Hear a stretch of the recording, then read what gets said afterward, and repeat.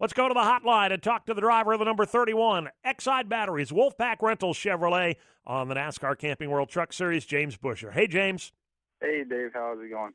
We're good, man. We're good. I was going to say we were joking, but it wasn't funny, so we weren't really joking, but we did mention the fact that by the end of the weekend at Martinsville, I guess you were only involved in the second hardest crash of the weekend, but Truex and Kane had to beat you out of it, and they had to work awfully hard to do it.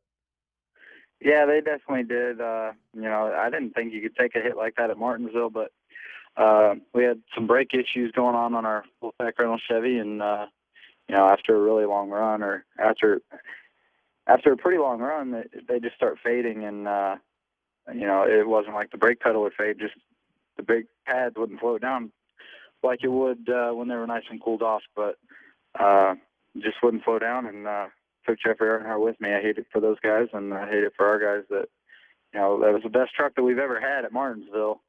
And, it looked like we were going to get a decent top 10 and possibly a top 5 finish, but just couldn't get the thing slowed down. So the situation as it happened is at a certain point into a run, the brakes would just start being a little less effective and a little less effective until eventually that one time they just did nothing at all, huh?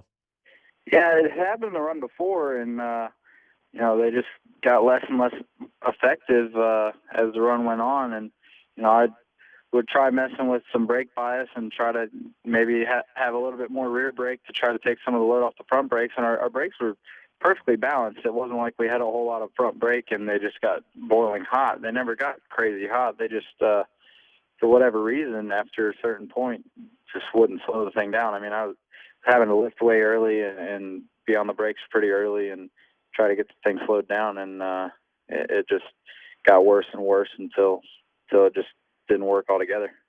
So is job one at Turner Motorsports this week to try and figure out why that happened, and if so, have you? We haven't really figured out one thing of why it happened. It's definitely something we need to figure out, but we just haven't found an answer yet, and maybe we'll do some more brake testing, but on a positive note, I know that we did have probably the best truck that we've ever had there at Martinsville, and we were pretty much going forward all day. We set ourselves back in the pits, and we were patiently going forward to the front and had a lot of time left to try to get some more spots. Is there enough left of that best truck ever to throw away at this point? It hit awfully hard. No, it's just a front clip, and we'll reclip it and put it back together, but definitely not what we wanted to come out of Martinsville with, and pretty disappointing. Honestly, I'm surprised it was just a front clip. As hard as you hit at the angle you hit, I figured it would have puckered it all the way back through the center section. Mm-hmm. Yeah, I think it looks more violent on TV than it actually was. Like the angle that the cameras were, I know the truck was pretty tore up, but everybody's asking if I'm all right. I didn't even slightly get hurt. I haven't been sore at all. That's just shows you how much safety things have come along in the last couple of years, over the last decade or so, and how great NASCAR does with the safer barriers and everything. But, it was definitely a hard hit, but I don't think it was as hard as the angle made it look. Wow. Because Martin Truex said the same thing to us on Monday after his hit. He said, it didn't hurt at all. I'm not sore. I don't have any, racer's rheumatism, no belt rash, nothing. I got to believe the construction of these cars and trucks, the containment seats, the Hans devices, the safer barriers, they're letting guys like you walk away kind of laughing about licks that might have put people in the hospital just a few years ago. Yeah, absolutely. Like I said, it just shows you how much things have improved over the last several years, and how safe these trucks and cars are. And, with the SFI seats this year, and the Hans devices that we all wear, and the helmets and everything, and the seat belts keep us back there. I would have thought hitting the wall head on would have hurt, but it didn't. So that's definitely a good thing.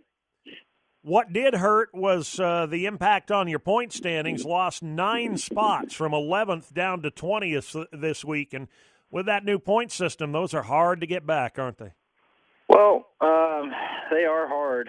We were way back in the points going into Darlington, and, being 13 spots after Darlington with a 5th place finish, and got us right outside the top 10. And, with a good day at Martinsville, we would have put ourselves pretty solid in the top 10 and had a good head of steam going to Nashville. But like you said, a big hit dropped us all the way back to 20th, and all those points that we gained at Darlington with our good run, we just threw all right back away with what we did at Martinsville. So we just got to go to work a little bit harder. And the new point system, it is pretty crazy how big a swing you take on a good or bad day. Seems like everybody's jumping around in points a lot more than what it has been in the past. It seems like in the past, if you had a bad day, you might lose maybe 5 spots, but not as many as we did. So 9 spots is quite a bit for one bad race, but generally everybody tends to have at least one bad race. So maybe it'll make it a little easier to catch back up. I'm not wanting to wish any bad luck on anybody, but we definitely need to catch back up and get this thing going. Yeah, you don't wish bad luck on anyone, but if it should happen, you're more than happy to capitalize on it for your own benefit, right? We're definitely going to try to capitalize on everything we possibly can for the rest of the year. We've got 2 bad races out of the way, and hopefully that's it, because we've gone up and down in 4 races so far this year, and I'd rather just stay up. It seems to keep everybody in a better mood. Is this off weekend needed now after you've mortally wounded a truck? Is there a little bit of catching up to be done at the shop that this off weekend might assist in? Yes and no. With the wreck being at Martinsville, we don't have a short track race for a while, so it wasn't like we wrecked the truck that we were planning on taking to Nashville, but definitely, the truck's already been through the chassis shop and on its way to get a body. So, they're not wasting any time getting it back together, and everybody at Turner Motorsports is pretty good about keeping a constant flow and keeping all the trucks and cars ready to go to the racetrack. And, we'll be all set for Nashville. Good deal. Sounds good to me. Any plans for the weekend off? You're not going back to Vegas or anything, right? Not going back to Vegas. I'm going to the nationwide race this weekend in Fort Worth area. It's the closest racetrack to my house here in Houston, so right. I'll go support my teammates out there, and then next weekend go race Talladega for ABS and Turner Motorsports. Okay, good deal. We'll see you then, and we appreciate you stopping by as always, my friend. Thank you. All right, thank you. James Buescher, Wolfpack Rentals, number 31 Chevrolet.